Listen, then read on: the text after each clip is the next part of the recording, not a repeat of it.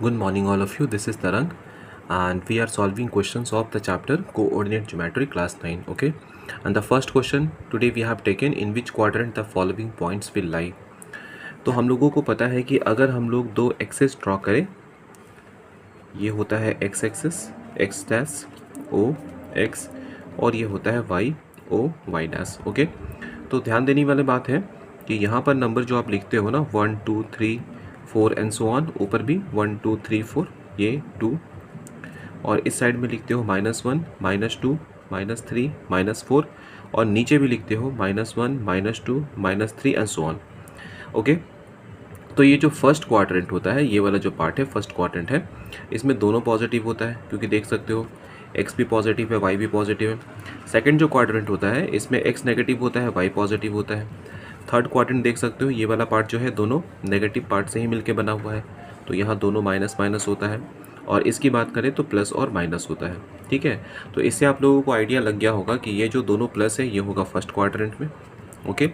4 -1 मतलब पहले प्लस है उसके बाद माइनस है, पहले प्लस है और उसके बाद माइनस है, तो ये होगा फोर्थ क्वाड्रेंट में। दोनों माइनस है तो ये होगा थर्ड क्वाड्रेंट में। अब देखो याद रखोगे कि अगर कोई एक वैल्यू जीरो है, जैसे कि यहाँ पर x जीरो है और यहाँ पर y जीरो है, तो अगर x जीरो है तो x तो कुछ भी नहीं है, तो जो भी होगा ये y के ऊपर ही होगा, तो ये एक्सिस पे लाई करेगा, ये होगा ऑन, चूँकि y वैल्यू ही बचा हुआ है y एक्सिस, और चूँकि इसमें x है और y जीरो है तो ये x एक्सिस के ऊपर लाई करेगा ऑन x एक्सिस, ठीक है? और ये वाला जो है ये क्वाड्रेंट में होगा, कौन से क्वाड्रेंट में होगा? अगर पहला नेगेटिव और सेकंड पॉजिटिव होता है तो ये सेकंड क्वाड्रेंट होता है, ओके? बढ़ते हैं नेक्स्ट क्वेश्चन की तरफ। नेक्स्ट क्वेश्चन बोला जा रहा find the distance between the points. दो पॉइंट गिवन है, फर्स्ट है P और दूसरा Q है और दोनों के बीच का डिस्टेंस निकालना है, ओके? हम लोगों ने लास्ट क्लास में पढ़ा हुआ था कि डिस्टेंस फार्मूला के अकॉर्डिंग डिस्टेंस कैसे निकाला जाता है। यहाँ पर लेंथ PQ कहलाएगा और फार्मूला के अकॉर्डिंग फार्मूला होगा x1 - x2 whole square plus y1 - y2 whole square, okay? याद रखोगे कि जब एब्सिसा और ऑर्डिनेट माइनस में होता है ना, तो थोड़ा सा एक लाइन केयरफुली लिखने की ज़रूरत है, ओके? x1 का मतलब है -6, बीच में माइनस लगा हुआ है, x2 का मतलब है -1 और अब इसके ऊपर लगा लो स्क्वायर, प्लस y1 का मतलब है 7 माइनस y2 का मतलब है -5। तो बस यही माइनस प्लस ध्यान से देखने की ज़रूरत है, क्योंकि अगर यहाँ पर सारी चीज़ें सही रही तो आगे भी गलत होने का चांस कम हो जाता है। अब देखो ये -6 अपने प्लेस पर है, माइनस माइनस प्लस 1 हो जाएगा, इसके ऊपर लगा हुआ है स्क्वायर प्लस 7 और ये माइनस माइनस प्लस हो गया 7 + 5 होल स्क्वायर, ओके? और इसके ऊपर हम लोगों ने लगा लिया रूट।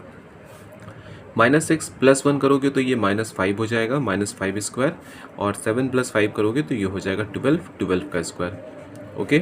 अब -5 का स्क्वायर होता है 25 और 12 का स्क्वायर होता है 144 और ये स्क्वायर रूट ऐसे भी लगा हुआ है।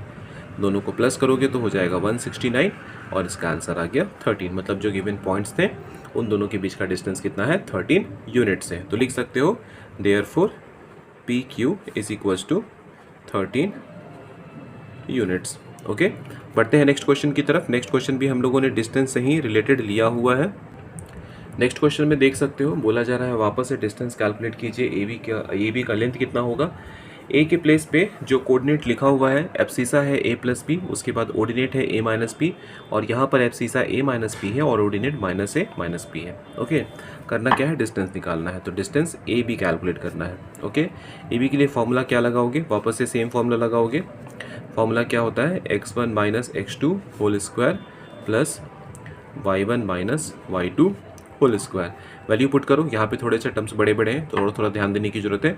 अगर x1 की बात की जाए तो a + b ब्रैकेट का यूज़ करो, माइनस अगर x2 की बात की जाए तो a - b और इसके ऊपर लगा लो स्क्वायर, प्लस y1 की बात की जाए तो a - b और y2 की बात की जाए तो -a - b और अब इसके ऊपर लगा लो स्क्वायर और पूरे के ऊपर लग गया स्क्वायर रूट, ओके? अब सबसे पहले ब्रैकेट सॉल्व करोगे। फर्स्ट ब्रैकेट क्या है? a + b, छोड़ दो ऐसे ही। और देखो सेकंड ब्रैकेट क्या है कि माइनस लगा हुआ है, मतलब इन दोनों का साइन चेंज होने वाला है, -a + b, ऊपर आ गया स्क्वायर, प्लस सेकंड केस में a - b और जो सेकंड दो टर्म्स है ना उसके आगे माइनस लगा हुआ है, तो मतलब इन दोनों का साइन चेंज होगा, हो जाएगा +a + b, ऊपर स्क्वायर और कंबाइन फॉर्म में सबके लिए एक साथ स्क्वायर रूट। ओके, अब देखो यहाँ से minus a plus a zero हो गया और यहाँ से minus b plus b zero हो गया। तो लेफ्ट साइड में क्या बचा हुआ है, b into b, b plus b, ये हो गया 2b होल स्क्वायर, और यहाँ पर है a plus a 2a whole square. Okay, अब देखो 2 का स्क्वायर कितना होता है 4, तो ये हो गया 4b स्क्वायर और ये हो गया 4a square under root. Okay, देख सकते हो दोनों में 4 कॉमन है, तो अरेंज भी करते जाओ, a square plus b square under root, और 4 का पेयर बन चुका है तो 4 2 बन के बाहर निकल जाएगा, और ये हो गया a square plus b square. अब a square plus b square को कुछ नहीं किया जा सकता है, तो ये हो गया इसका आंसर। ओके, बढ़ते हैं नेक्स्ट क्वेश्चन की तरफ। देखो क्वेश्चन क्या बोला जा रहा है, find the value of x if the distance between the points x, -1 and 3, 2 is 5 units. Okay, तो 2 पॉइंट्स दिए हुए हैं, एक में अननोन वेरिएबल है और पॉइंट, दोनों पॉइंट के बीच का डिस्टेंस भी हम लोगों को पता है।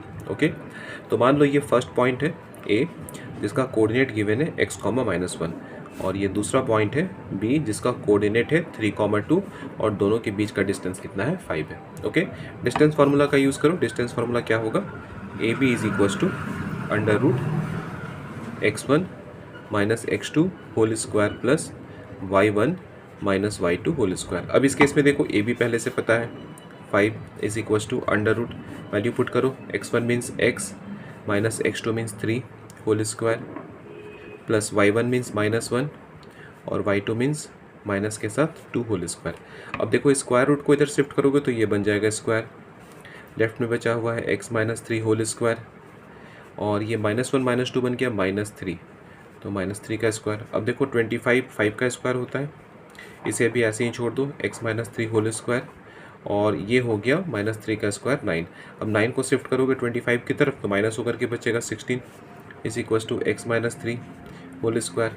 ओके, तो हम लोगों को मिला क्या है अभी तक के इक्वेशन को सॉल्व करने पर, x minus 3 whole square is equals to 16।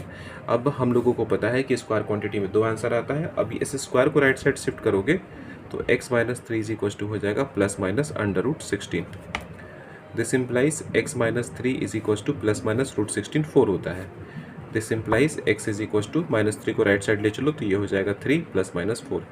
इसका मतलब है एक बार x प्लस लेके बना लो मीन्स 3 प्लस 4, और एक बार x माइनस लेके बना लो 3 माइनस 4, तो 3 प्लस 4 7 हो जाएगा और 3 माइनस 4 -1 आएगा। पूछा गया था x के किस वैल्यू के लिए गिवन पॉइंट्स के बीच का डिस्टेंस 5 यूनिट्स है, तो इसका आंसर हो जाएगा ईदर 7 और -1।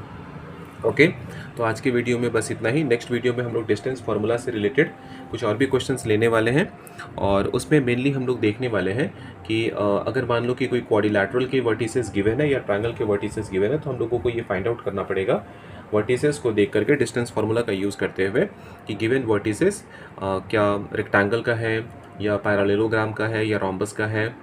ओके, और वैसे ही ट्रायंगल के केस में पूछा जा सकता है कि गिवन जो 3 वर्टिसेस गिवन है वो किस तरह का ट्रायंगल का फॉर्मेशन करेंगे, क्या इक्विलैटरल ट्रायंगल बनेगा, क्या आइसोसेलेस ट्रायंगल बनेगा, क्या राइट एंगल ट्रायंगल बनेगा।